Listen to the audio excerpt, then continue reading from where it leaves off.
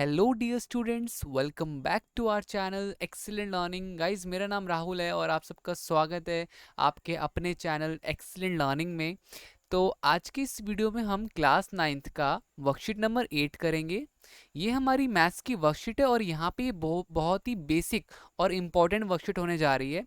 यहाँ पे हम सीखेंगे लाइंस और लाइन सेगमेंट और रेस के बारे में। इन तीनों में क्या फ़र्क है सर? हमें तो लगता था ये तीनों सेम है।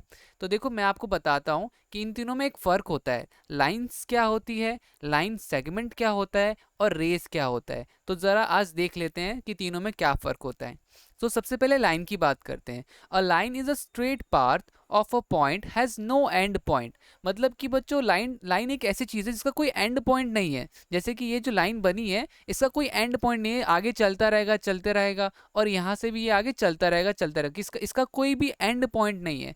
तो उसको हम कैसे कहते हैं? तो उसको हम लाइन कहते हैं। A line can be named using two point on the line. जैसे कि अब ए बी क्या है? एक लाइन है। इसके ऊपर एरो ऐसा बना हुआ होगा तो हम समझ जाएंगे कि ये एक लाइन है जिसकी कोई सी भी एंड पॉइंट नहीं है। अब बात करते हैं लाइन सेगमेंट। बच्चों, लाइन सेगमेंट में एक एंड पॉइंट होता है, उसको हम इस तरह से दिखाते हैं, दो डॉट बना करके। ठीक है? जब किसी लाइन की एंड पॉइंट नहीं होगी तो हम एरो बना देंगे कि वो लाइन चलती जा रही है, वो लाइन चलती जा रही है, उसकी कोई भी एंड पॉइंट नहीं है। बट लाइन सेगमेंट में हम पॉइंट डाल करके उसको उसके दो एंड पॉइंट बना देते हैं। ठीक है? इसको हम मेजर कर सकते हैं। तो इसमें हम ऐसे इस तरीके से साइन लगाते हैं, इस तरीके से। ठीक है?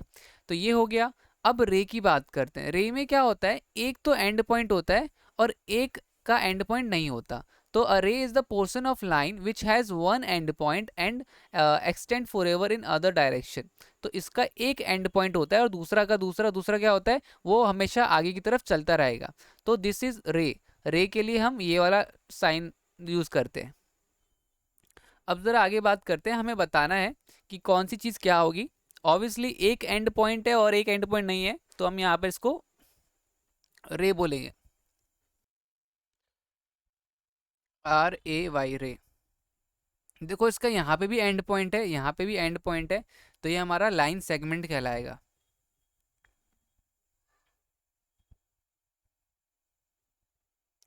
ठीक है? इसको हम ऐसे भी कह सकते हैं, एक्स और वाई, और इसके ऊपर एक ऐसी लाइन बना सकते हैं।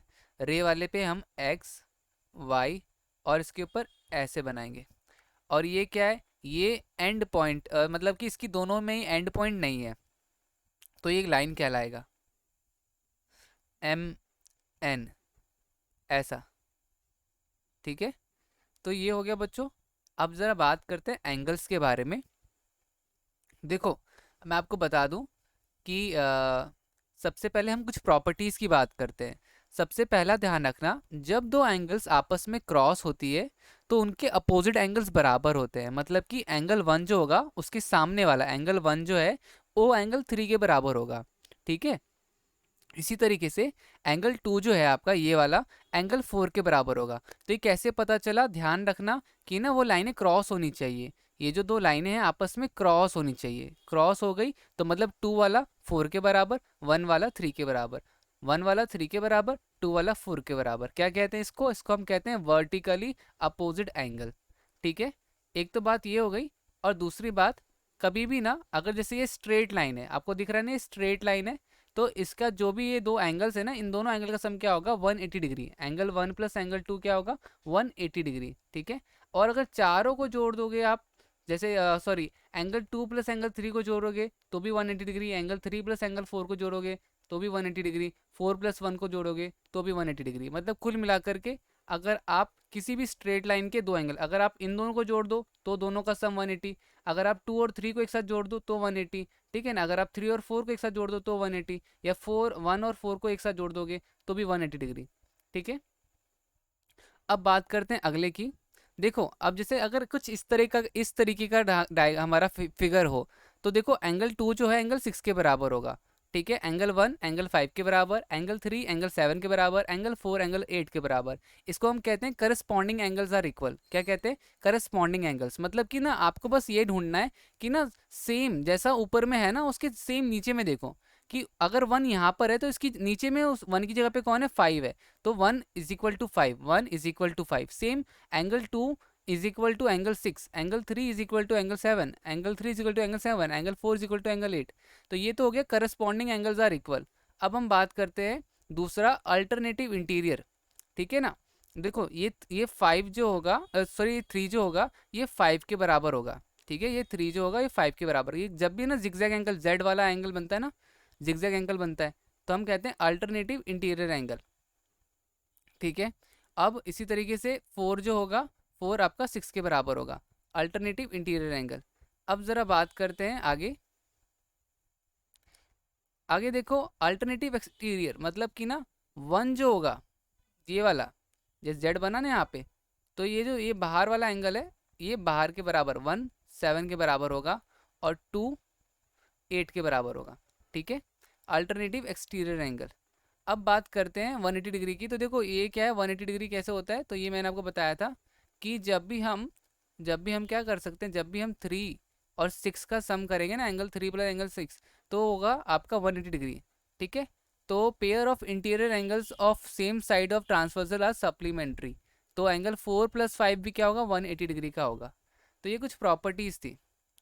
अब आपको एक प्रैक्टिस करनी है, ये हमें क्वेश्चन करना है, ये हमें दे रखा है, चिल्ड्रन लेट्स प्रैक्टिस। ये क्वेश्चन दे रखा है और आपको बोला जा रहा है in the given figure 3 line L M parallel and line N is transversal, angle 1 is 155 degree. देखो एंगल 1 दे रखा है, ये एंगल 1 की वैल्यू दे रखी है यहाँ पर, वो क्या है 115, ठीक है, ये दे रखा है।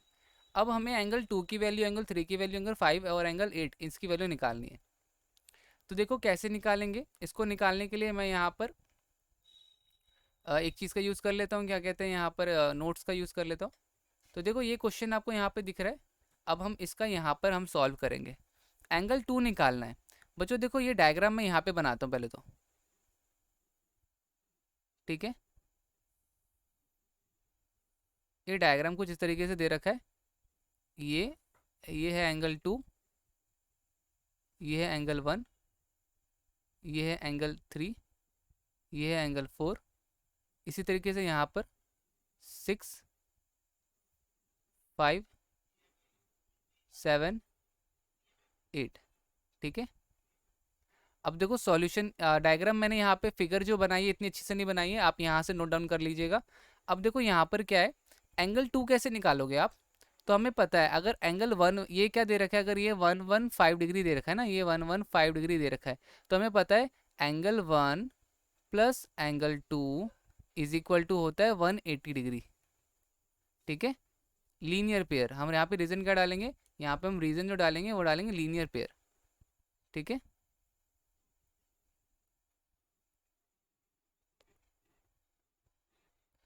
तो लीनियर पेयर हमने डाल दिया। तो एंगल 1 हमें पता है कितना डिग्री का है, वो 115 डिग्री का है। 115 plus angle 2 is equal to 180 degree. Angle 2 is equal to 180 minus 115 degree.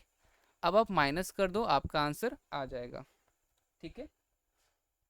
तो 180 में से 115 आपका चले जाएगा। तो बेसिकली आपके पास ज़रा करके देखते हैं। तो 180 में से आप 100 माइनस कर दो और उसके बाद 15 माइनस कर दो, आपके पास 65 आंसर आ जाएगा। तो देखो एंगल 2 हमारे पास आ गया कितना, 65 डिग्री, ठीक है। एंगल 3, देखो एंगल 3 कैसा होगा, तो हमें पता है वर्टिकली अपोजिट एंगल। एंगल 1 जो है यहाँ पे क्रॉस हो रहा है ना, यहाँ पे क्रॉस हो रहा है, तो 1 जो होगा 3 के बराबर होगा। तो angle 1 is equal to 115 and angle 1 is also equal to angle 3। Reason हम डालेंगे vertically opposite angle, vertically opposite angle, ठीक है। तो आपका एंगल 3 भी क्या हो जाएगा, एंगल 3 भी 115 डिग्री का हो जाएगा। तो ये भी आ गया मेरे पास 115। अब एंगल 5 कितने डिग्री का होगा, तो देखो यहाँ पे इसके लिए मैं थोड़ा सा नीचे जाता हूँ। देखो एंगल 5 हमारा कैसे होगा, तो देखो angle 1 is also equal to angle 5, corresponding angles are equal, ठीक है ना। करस्पॉन्डिंग एंगल्स आर इक्वल, ठीक है। तो मतलब एंगल 5 भी क्या हो जाएगा, वो भी हो जाएगा 115 डिग्री, 115 डिग्री। एंगल 8, एंगल 8 कैसे निकलेगा, एंगल 8, तो अब देखो एंगल 8 के लिए मेरे पास 5 की वैल्यू है ही, है ना। तो हम यहाँ पे क्या करेंगे, हम यहाँ पर angle 5 plus angle 8 is equal to 180 degree, linear pair. और देखो हमारा क्या होगा यहाँ पर, तो 5 हमें पता है 115 डिग्री है, एंगल 8 आ जाएगा। वैसे तो इसकी एक और प्रॉपर्टी थी, अल्टरनेटिव एक्सटीरियर एंगल, आप वैसे भी निकाल सकते थे, ठीक है ना। तो यहाँ पे बेसिकली हमारा आंसर आ जाएगा 65। तो ये हमारा 65 डिग्री आ गया। तो इस तरीके से हमारे सारे आंसर्स हो गए, एंगल 2, एंगल 3, हमने सारे एंगल्स निकाल लिए। उम्मीद करता हूँ आपको ये समझ में आया होगा। वीडियो अच्छी लगी हो तो लाइक शेयर कमेंट ज़रूर कीजिएगा। अब मिलते हैं अगली वीडियो में, आज के लिए इतना ही, तब तक के लिए bye bye and take care बच्चों।